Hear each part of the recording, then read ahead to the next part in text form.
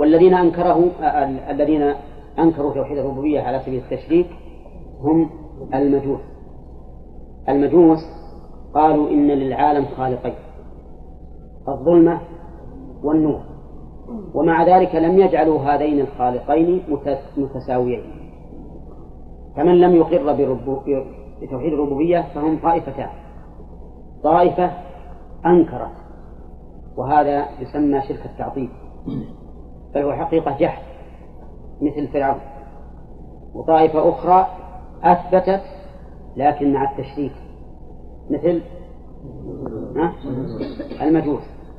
ومع هذا ما قال المجوس إن للعالم خالقين متساويين أبدا، يقولون إن النور خير من الظلمة لأنه يخلق الخير، والظلمة تخلق الشر، والذي يخلق الخير خير من الذي يخلق الشر. أيضا يقولون إن الظلمة عدم والنور وجود، فهو أكمل في ذاته لأن الظلمة عدم ما يضيء، والنور إضاءة فهي أكمل في ذاته.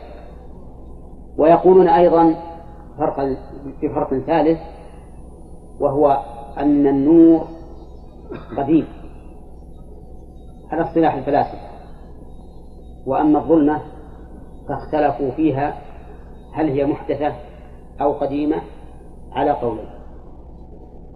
هل بهذا التفصيل أثبتوا للعالم خالقين متساويين؟ أبدا. وحينئذ نرجع إلى أن مقتضى العقل أن لا يكون للعالم إلا خالق واحد،